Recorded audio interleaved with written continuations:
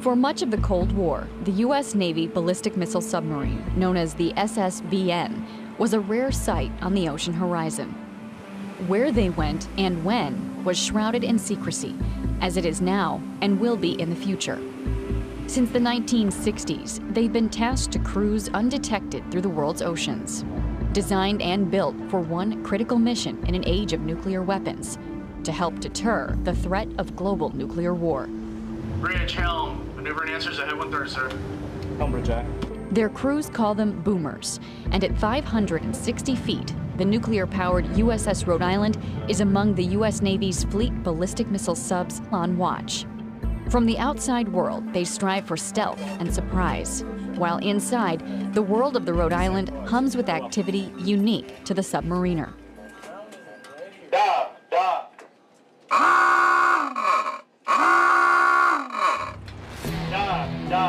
5-4. Coming partially open with the breach door. Go ahead. 14, away, prepare, 11, denote, 12.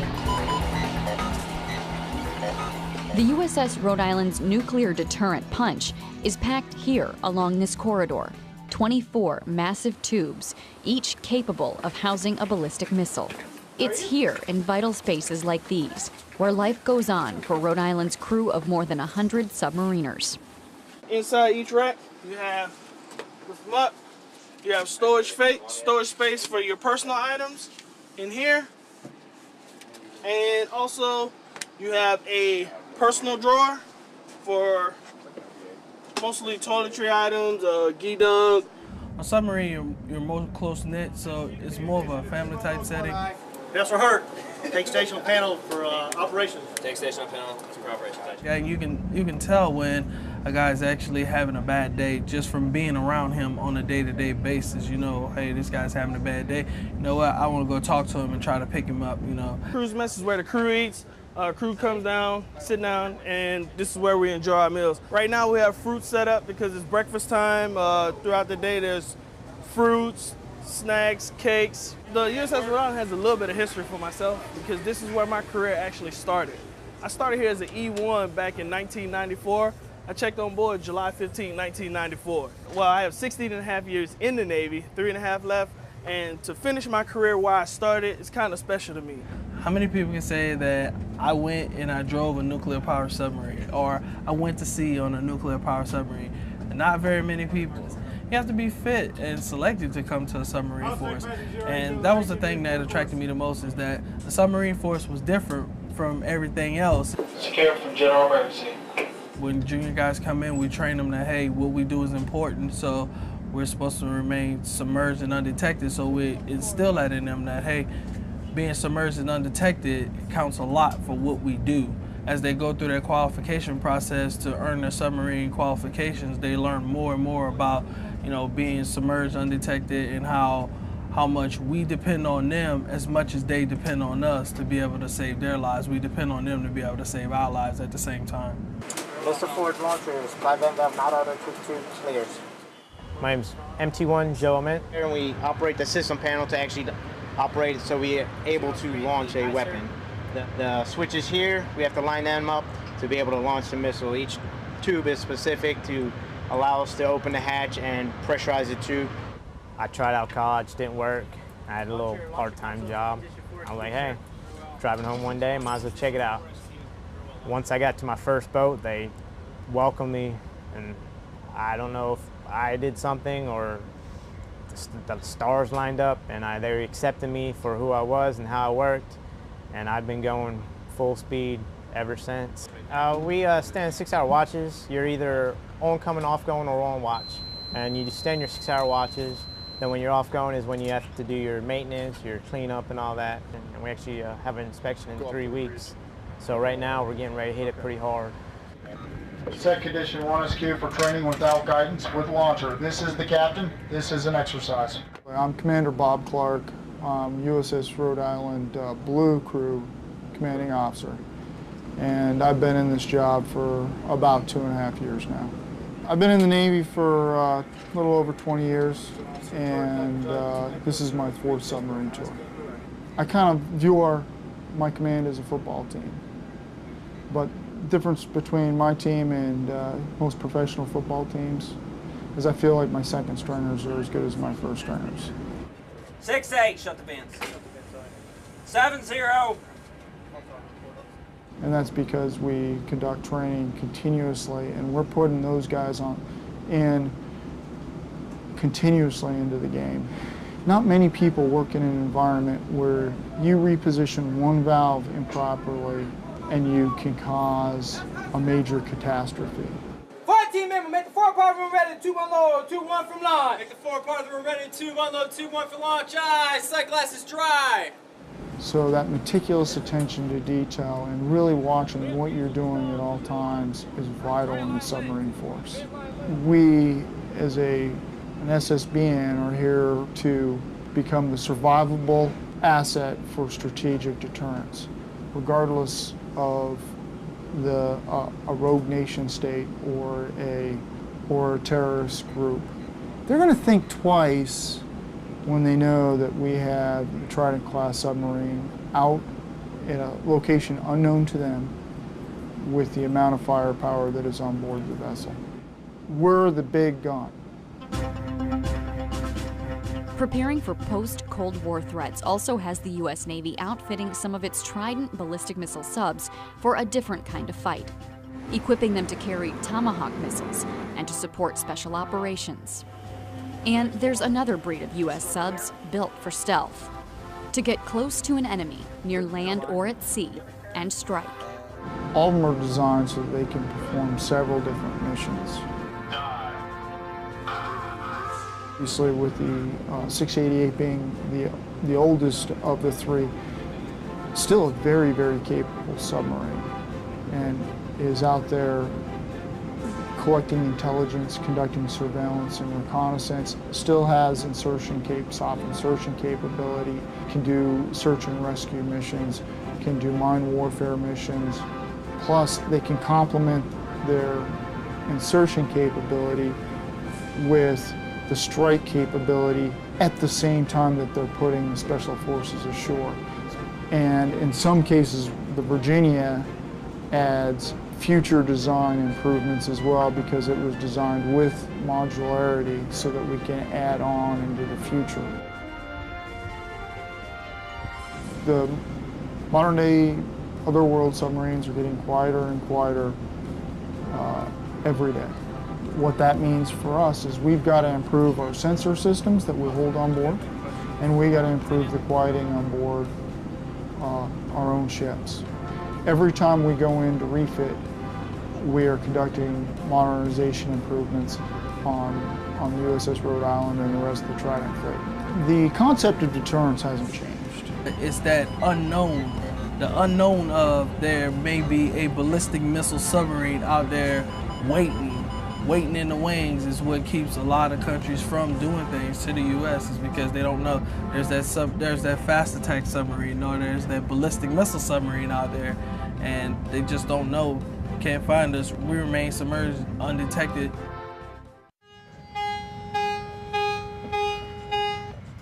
Man battle stations missile 4 training without guidance with launcher simulate spinning up all missiles. Submariners aboard USS Rhode Island are all too aware of their continuing mission of deterrence. 15 away, prepare 11, denote 12. They sit at the controls, knowing they could help to launch one of the most powerful weapons in the world, a missile loaded with nuclear warheads. 11 away, prepare 22, denote 16. Prepared 16. I don't really look at it as a weapon that we're actually going to use due to us being a strategic deterrent. I'm getting ready to leave my 20s, but being 20-something years old and being in charge of nuclear weapons, that's pretty impressive. I just try to look at it as just my job and do the right thing. Press MC stage port and verify man is green. Aye, sir. We have a lot of rules and regulations imposed to prevent us from making any accidents or anything like that. Theirs is a revised version of the original intent behind the U.S. ballistic missile sub, Today's boomer stands ready to deter any number of potential adversaries. In the Cold War, there was one primary threat: the Soviet Union. And the mission to deter the Soviets from attacking the free world with nuclear weapons. The development of two antagonistic power blocks, led on the one side by the Soviet Union and on the other by the United States, resulted in what would soon be known as the Cold War. The Soviets built a very large submarine force after World War II. By the mid-1960s and throughout the 1970s, it's over 300 submarines. And the U.S. Navy has to come up with a counter for that. They incorporate nuclear propulsion in the late 1950s. They developed their own ballistic missile submarine force in the 1960s. That force of 300 submarines is potentially devastating in case of a conflict with the United States. The key thing that the U.S. Navy has going for it is an evolving technological lead. So we make our submarines quieter during the Cold War. Those boats get quieter as we go.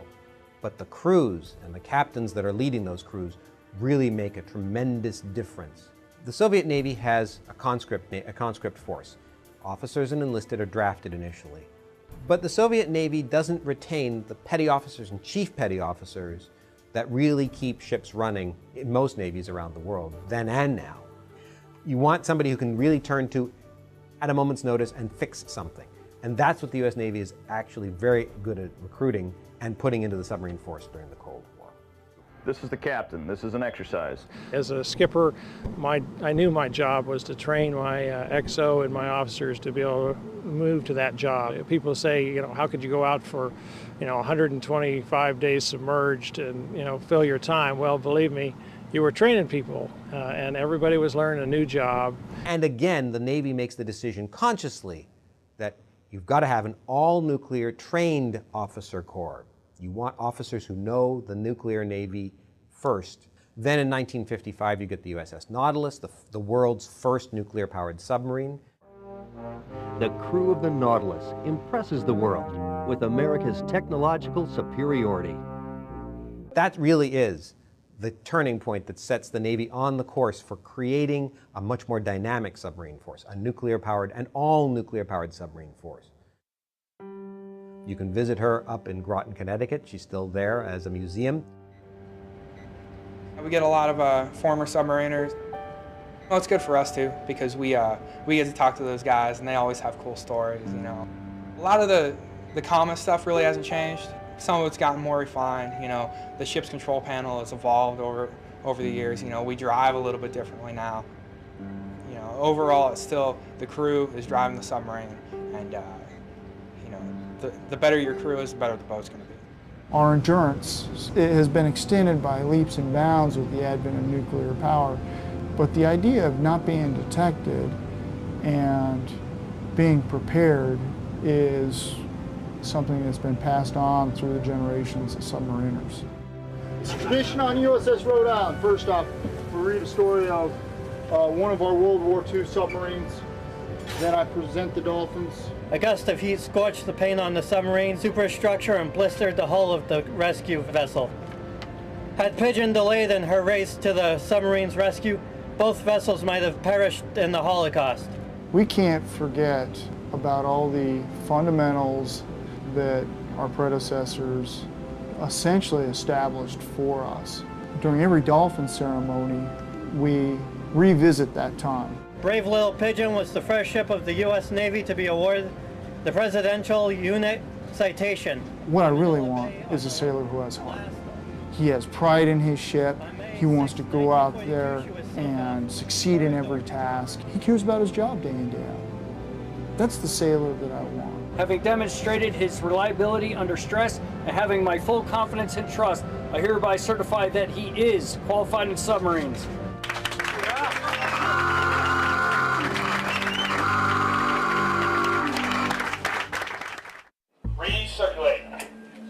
Submariners at the controls of the USS Rhode Island guide a vessel launched in the 1990s with a blend of analog, mechanical, and electronic systems.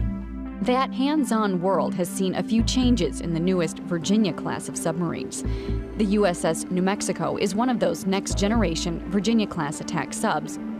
Co-pilot, 1MC, prepare to ventilate. New Mexico crews are immersed in the latest generation of digital technology, a world of flat panel touchscreen displays.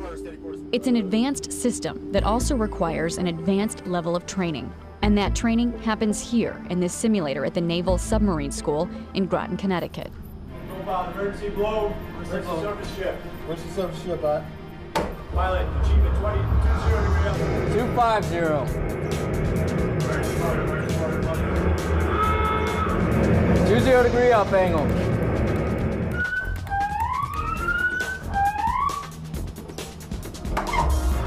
Emergency surface ship. Emergency surface ship, pilot eye. Plane. Pilot, all in 2/3. All in 2/3, pilot eye. Pilot, all in standard. All in standard, pilot eye. I'll say.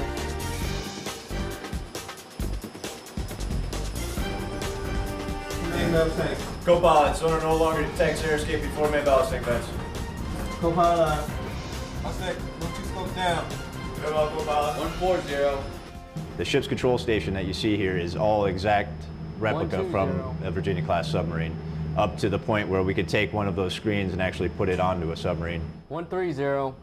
When you're sitting in that chair and I'm running scenarios at you, it feels real. The adrenaline gets going, the excitement's going. You have all the same indications as if it were really happening. So with the exception of knowing that you're not on a submarine underway, you feel that it's real. Upward depth rate. 4 main ballast tank vents open. 450. You're pretty much in it together. It's like you share both the same responsibility, and it doesn't feel like you're on an island to yourself, so you back each other up. They're pretty much the same indications that you would have on those other ships, but this one, you're able to change the screens back and forth, and if something fails, you're not, say for instance, if a screen fails, you always have 3 other screens to look at. On deck, recommend cycle main ballast tank forward main ballast tank vents. Very well, co-pilot, cycle forward main ballast tank vents. With the joystick, it's a finesse to it, because you're used to pushing and using your muscles, and now all you do is you're moving your hands back and forth, so it takes a little bit to get that finesse. I'll stay there and say 2/3. Very well, pilot. 400 feet. 75. 80. And this is almost the same exact thing on the boat, so.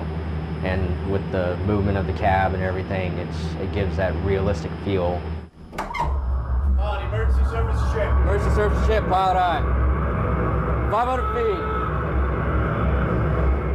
While the Naval Submarine School supports home-ported submarine crews looking to maintain skills, it's also the first step for sailors looking to be submariners. That includes sailors in its basic enlisted submarine school, along with basic and advanced school for officers.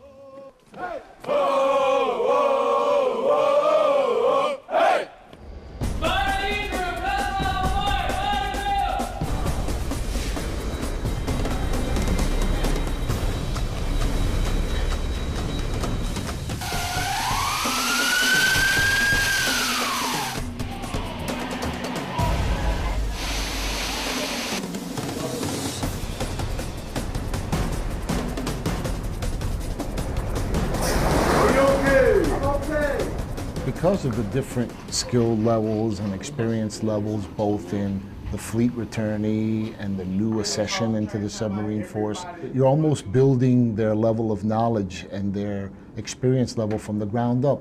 We take an evolutionary approach, and step by step, and we build them up.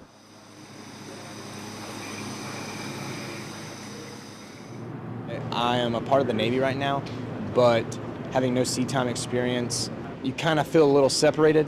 So I'm looking forward to kind of, pulling my own weight and earning what it is that I've been given. I've toured a few submarines, and whenever I become engineering officer of the watch, I'm going to be in charge of the reactor. So that's going to be pretty hefty. So you have to know what you're talking about when it comes to that. Now, when we do PKP, we'll have a hydraulic rupture. From a hydraulic rupture to a bilge fire. So this is the hydraulic. There's so much to learn.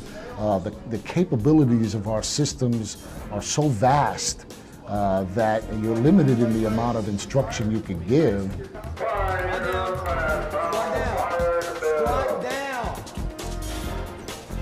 As as much as we can, we try to put them during the training in real live scenarios so that they can continue to be proficient in the way that they manipulate the system. As it moves, you need to walk with it, okay?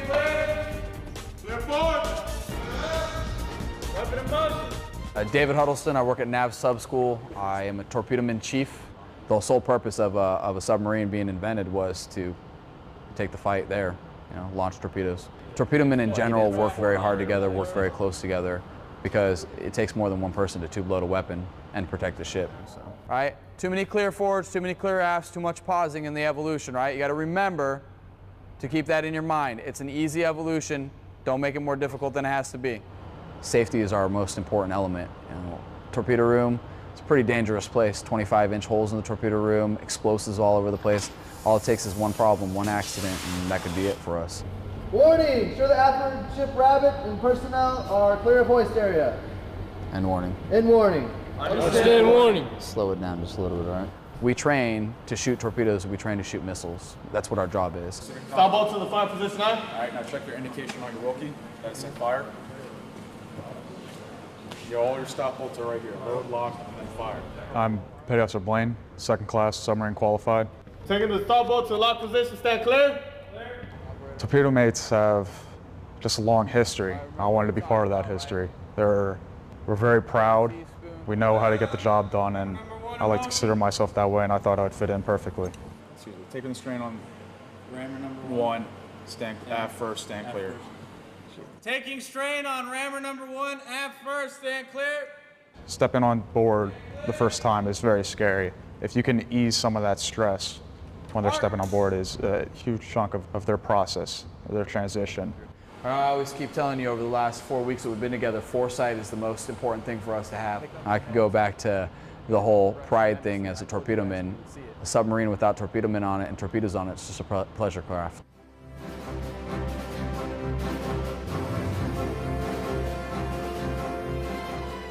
We won the Cold War.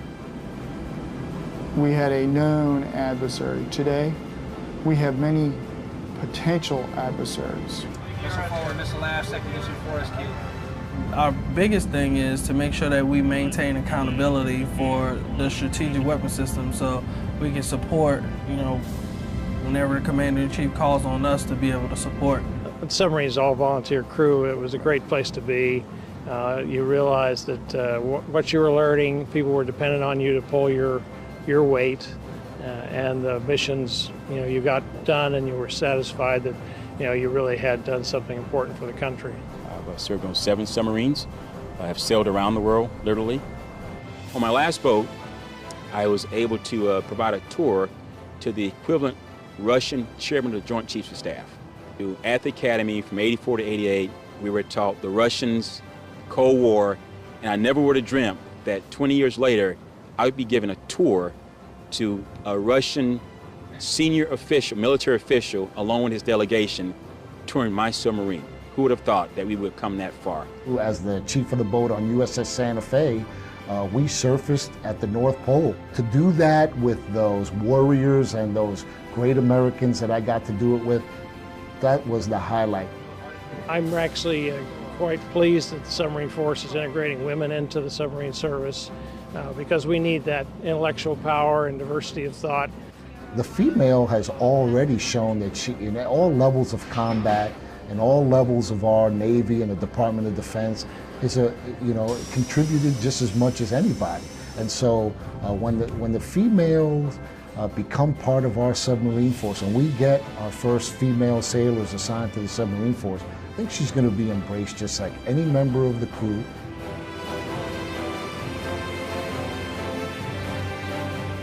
Robots can't perform our jobs. Robots can't make the judgment calls that we have to make. Installing vent fuses. Install the proper vent fuses.